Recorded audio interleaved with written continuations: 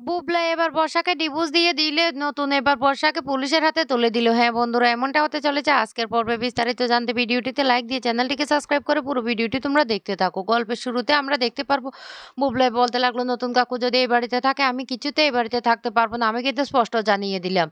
এই কথাটা বলার সাথে সাথে তখন ঠাম্মি বলতে লাগলো, হ্যাঁ রে বুবলাই, তোর যদি থাকার ইচ্ছে না হয় তাহলে তুই এই বাড়ি ছেড়ে চলে যা না।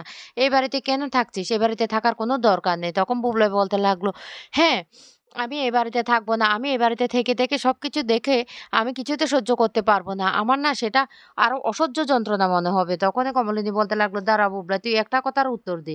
বল তো, কি এমন দেখেছিস যে সেটা তোর সুখে সহ্য হচ্ছে না? তুই দেখতে পারছিস না? বল, তোর কাছে কি কোনো প্রমাণ আছে? বুবলাই তখন কোনো কথাই বলে না।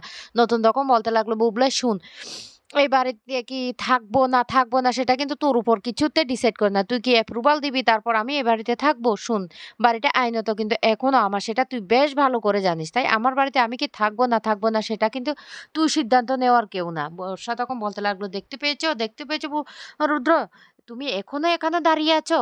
চলো ঘরে চলো। তখনই মিটিল বলতে লাগলো, হ্যাঁ, তোমাদের তো এসব দেখা তোমাদের পক্ষে সম্ভব নয়। কারণ এসব কিছু দেখতেও না মন মানসিকতা ভালো থাকা দরকার। কারণ তোমাদের সেই মন মানসিকতা নেই, তাই তোমরা এখানে থাকতে পারবে না।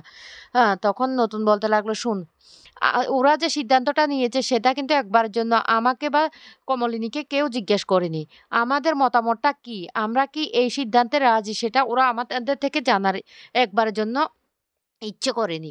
তখন এই কথাটা বলতে মিঠি তখন বলতে লাগলো, শুনো নতুন কাকু, আমরা সিদ্ধান্ত নিয়ে নিয়েছি আর মাও এতে রাজি আছে। তাই তোমাকে এ বাড়িতেই থাকতে হবে। তুমি এ বাড়ি ছেড়ে কোথাও যাবে না।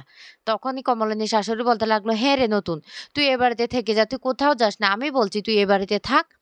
এই কথাটা বলতে তখন মিঠি বলতে লাগলো, ঠিক আছে, তাহলে যে এ বাড়িতে থাকবো আমরা একটা ভোটিং করে ফেললে কেমন হয় মিঠিল দিদি? মিঠিল তখন বলতে লাগলো, হ্যাঁ, ভালো কথাই বলেছো মিঠি। হ্যাঁ, এই বাড়িতে থাকার জন্য আচ্ছা বলো তো দাদু, তোমার কি মতামত?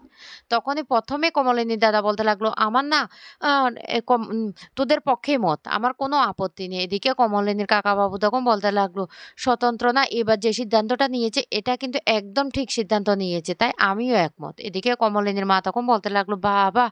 আমার না এখন মেয়েটাকে এ বাড়িতে রেখে যেতেও ভয় করে। কারণ ওইদিন যে গয়না চুরি নিয়ে যে একটা ঝামেলা হয়েছিল, সেটার পর থেকে আমার আরো ভয় করে। আর স্বতন্ত্রের মতো যদি একটা দায়িত্ববান পুরুষ এই বাড়িতে থাকে না, আমি বড্ড নিরাপদে থাকতে পারবো। তাই আমারও একমত।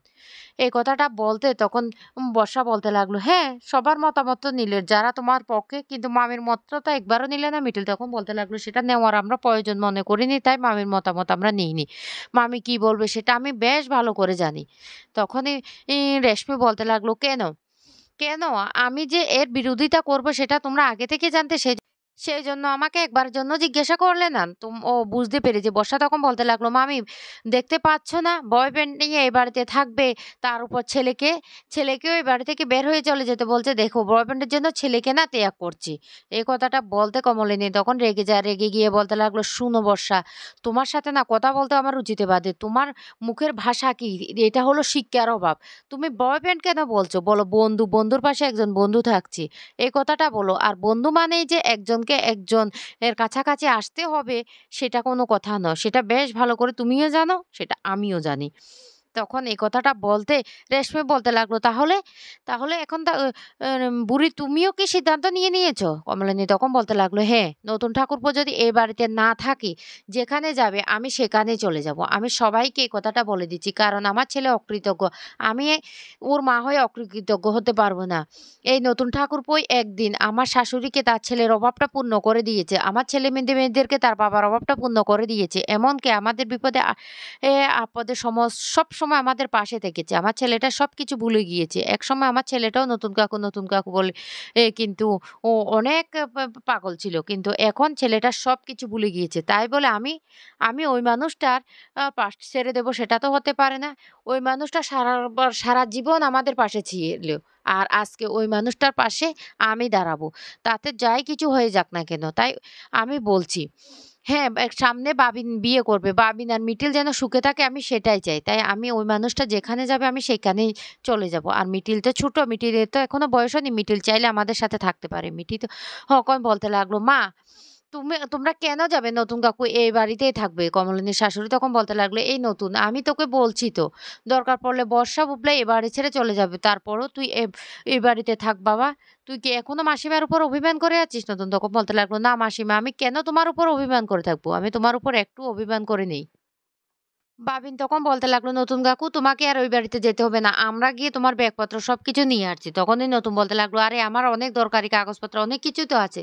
তখনই বাবিন বলতে লাগলো, "আমরা তো জানি সবকিছু তো লাগেজে ছিল, সেগুলো তো এখনো বের করা হয়নি। আমরা নিয়ে আসতে পারবো। তুমি এ বাড়িতে থাকো।" তখনই আবার ও বলতে লাগলো, "দেখতে পেয়েছো? দেখতে পেয়েছো? একে বলে লিভিং করা। তাহলে বুড়ি তুমি এবার থেকে লিভিং করবে?" তখন এই কথাটা বলতে কমলিনী তখন বলতে লাগলো, "বৌদি, তোমরা যাকে লিভিং বলছো না, আমরা সেটাকে বলি পাশে থাকা। বুঝতে পারছো? এই পাশে থাকা কোনো চাওয়া পাওয়া কিছুই নেই। আর তোমার ভাষায় লিভিং বলে। তোমার যা ইচ্ছে তুমি তাই বলো।" তখনই কমলিনীর দাদা বলতে লাগলো, "কি হচ্ছে রেশমি? তুমি এভাবে কথা বলছো কেন?" তখনই বলতে লাগলো, "আমি ভুল কোথায় বলেছি? মিটিল এক কাজ করলে ভালো হয় তো। হ্যাঁ, তাহলে নতুন আর কমলিনীর বিয়েটা দিয়ে দিলেই ভালো হয়।" নতুন তখন প্রচন্ড রেগে গিয়ে বলতে লাগলো, "শুনুন, আপনি না সবসময় অভদ্রের মতো কথা বলেন। আপনি না ভেবেচিন্তে কোনো কথাই বলেন না। আমরা কি বলেছি? আমরা দুজন কি বলেছি যে আমরা একসাথে থাকতে চাই? আমাদের মধ্যে সেই এটা যদি থাকতো না, অনেক আগে সবকিছু হয়ে যেত।" তখন কমলিনীর মা বলতে লাগলো, "ঠিক কথা। একদম স্বতন্ত্র ঠিক কথাই বলেছে। আমার মেয়ে যদি এটা চাইতো না, আমার মেয়ে সুখটা চাইলে অনেক আগে আমার মেয়ে সবকিছু করে ফেলতে পারত। কিন্তু আমার মেয়ে সেই কাজটা করেনি।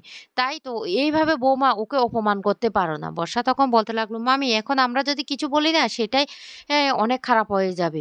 দেখো না, দেখো রুদ্র, তুমিও দেখো তোমার মা কিভাবে সবার সামনে নির্লজ্জর মতো বলছে সে নাকি যেখানে চলে যাবে তোমার মাও সেখানে চলে যাবে। ওর সাথে একসাথেই থাকবে।" এ কথাটা বলতেই তখন প্রচন্ড রেগে যায় ঠাম্মি। ঠাম্মি তখন বলতে লাগলো, "এই নাতবো, তোমাকে কে বলেছে? কে বলেছে এইভাবে কথা বলতে? আমাদের মাঝখানে তোমার ভালো না লাগলে তুমি এই বাড়ি ছেড়ে চলে যাবে। তারপরে তারপরেও তুমি আমাদের মাঝখানে কথা বলো? তোমাকে কে অধিকার দিয়েছে এইভাবে নতুনকে অপমান করার জন্য?" তখন এই কথাটা বলতে নতুন তখন বলতে লাগলো, "বর্ষা, তোমার বেয়াদবি কিন্তু আমি অনেকক্ষণ পর্যন্ত সহ্য করেছি। তুমি গয়না নিয়েও কিন্তু অনেক, অনেক আশাদি করেছো। এর আগেও তুমি অনেকবার কমলিনীকে অপমান করেছো।